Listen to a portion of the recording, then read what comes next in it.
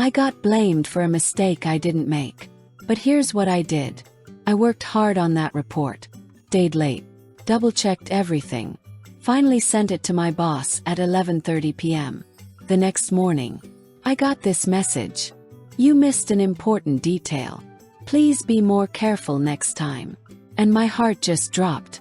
'Cause that detail, he never told me about it. Let me take you back to how this all started. It was a Thursday morning. My boss called me and said, "Can you prepare a proposal for client? Focus on the budget and timeline. We need to send it out by Friday afternoon." That was it. Short and simple. He nodded, wrote it down. No mention of competitors. No mention of analysis. Just budget and timeline. I worked all day Thursday. Most of Friday. I made sure the numbers were accurate, the layout clean, the content easy to understand. And when I finally hit send, felt proud. Got that message. The message read, "Why did you leave out the competitor comparison? I told you it was important. Please pay more attention." I was confused, angry, a little embarrassed. Checked my notes, checked the email, chat messages, everything. There was no mention of any competitor comparison. I could have replied instantly and said, "But you never told me that." But I stopped myself, because I knew something important. In the workplace, being right is not enough. You also need to be smart in how you respond. I took a deep breath. Then I replied, "Thank you for the feedback. I'll add that comparison and update the file. If there are any specific expectations next time, I'd really appreciate it if we could clarify them together in advance. That would help me deliver better work." That's it. No blame. No attitude. Just calm, respectful, and clear. And you know what my boss said? "Ah, my bad. I think I forgot to mention that part. Thanks for handling it quickly."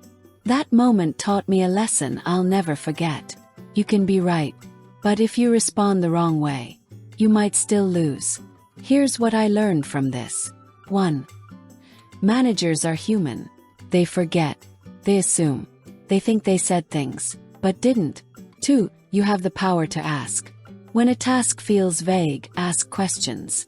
Is there anything else you'd like me to include? Do we need to compare this with competitors? A 10-second question can save you hours of work and stress. 3. Don't respond emotionally. Yes, it's frustrating when you're blamed for something that isn't your fault. But how you react determines how people remember you.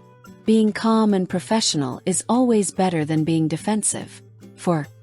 You can teach people how to work with you.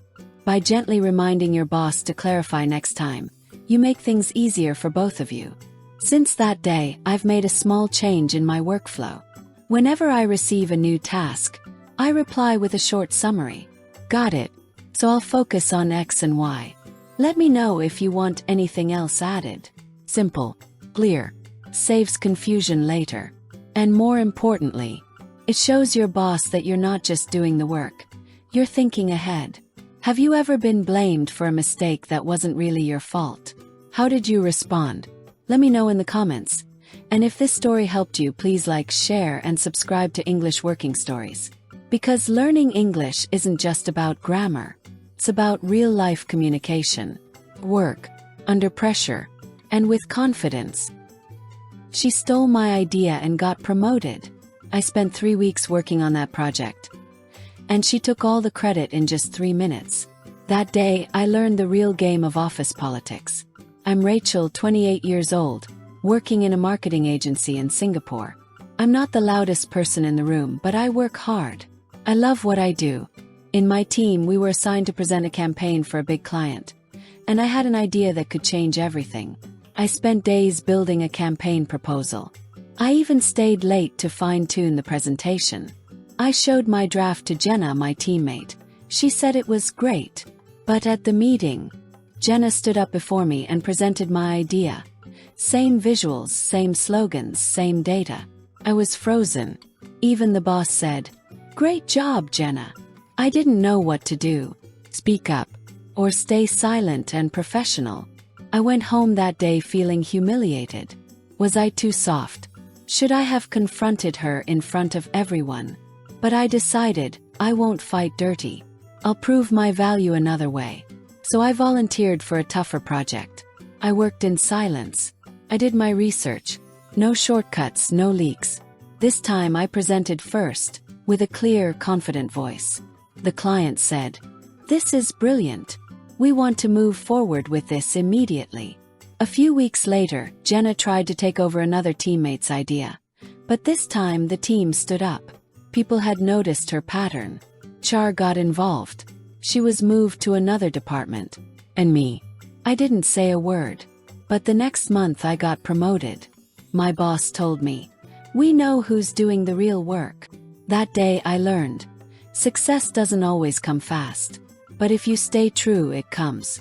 In the workplace, there will always be people who try to win quick. But your reputation is built silently. If someone takes your credit, don't let them take your peace. Speak with your actions, not just your words. And remember, your work speaks for you, louder than anyone ever could. Take credit for something. She took credit for my idea in front of the whole team. Office politics. I hate dealing with office politics. I just want to focus on my work. Confront someone.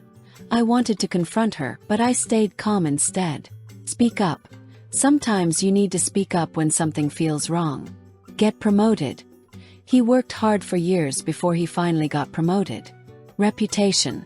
Your reputation is built over time, not overnight. Volunteer for a project. She volunteered for the toughest project to prove herself. Prove your value, don't talk too much. Just prove your value through action. Stay true to yourself. Even when things get tough, stay true to yourself. Success takes time, don't rush. Success takes time and consistency.